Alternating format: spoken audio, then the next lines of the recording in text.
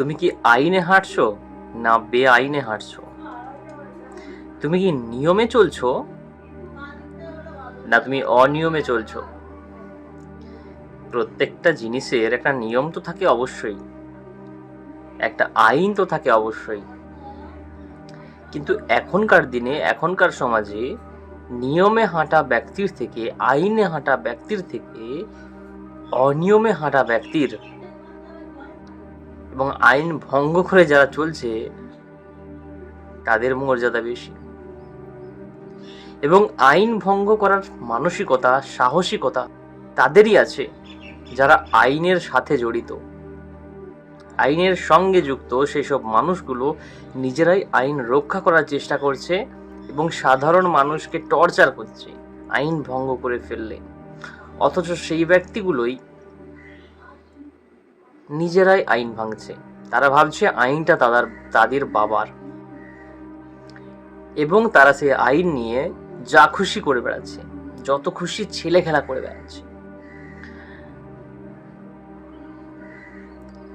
রাস্তায় বাইকে যেতে যেতে হেলমেট না থাকলে তোমায় ধরবে এবং ফাইন লাগবে। অথচ সেই ব্যক্তি যে তোমায় ধরলো, সে যখন কোথাও রাইড করছে, তার মাথায় হেলমেট নেই, তাকে ধরবে কে? সে এমনকি তার আত্মীয়, তার পরিবার এবং তার চেনা পরিচিত মানুষজন হেলমেট বিনা যখন সে রাস্তায় যায়, তারা ধরা পড়লে তখন এই ব্যক্তিটি সাহায্য করে যাতে তার ফাইন না কাটা হয়, যাতে তার প্রতি কোনো অ্যাকশন না নেওয়া হয়। অথচ এই মানুষটার নিয়ম, আইন শৃঙ্খলা কোথায় গেল? আজ সমাজ এই জায়গায় এসে দাঁড়িয়েছে। আজ মানুষ খুব অসহায়, খুব নিরুপায় হয়ে এসেছে। যে যেমন পারছে তাকে কাবু করার চেষ্টা করছে, কারণ মানুষের মধ্যে বুদ্ধি জিনিসটা অনেক নিম্নমানের তৈরি করে ফেলা হয়েছে। আমাদের এই শিক্ষা ব্যবস্থা, আমাদের এই সমাজ ব্যবস্থার দ্বারা মেরুদণ্ড সোজা হতে দিচ্ছে না।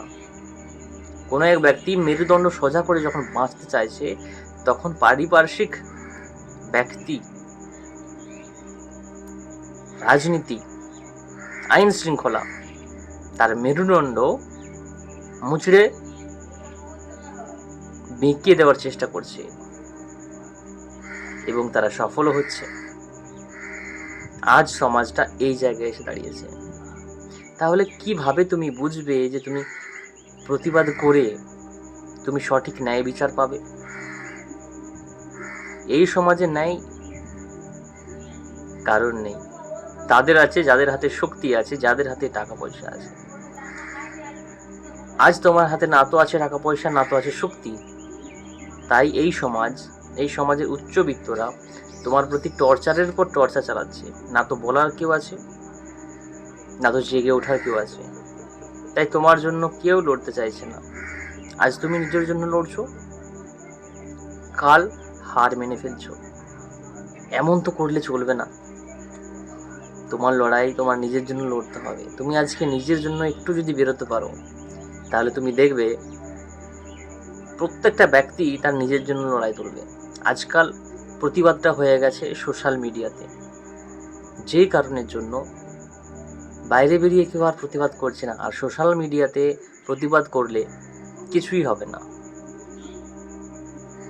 শুধুমাত্র অনলাইনে তো সব জিনিসটা হয় না, সবসময় অনলাইন নিয়ে বসে থাকলেও হয় না। এই জিনিসটা ভাবতে হবে, বুঝতে হবে। এবং আমাদের যে যুব সমাজ, আমাদের যে মানব সমাজ, তাদের সকলকে এগিয়ে আসতে হবে, একজোট হয়ে লড়াই করতে হবে, প্রতিবাদ করতে হবে, অন্যায়ের বিরুদ্ধে রুখে দাঁড়াতে হবে। যেটা ঠিক সেটা ঠিক, যেটা ভুল সেটা ভুল। সঠিক ধর্মে গিয়ে সেই ধর্মের জয় করতে হবে, তবেই ন্যায় বিচার পাবে, নয়তো ন্যায় বিচার পাবে না।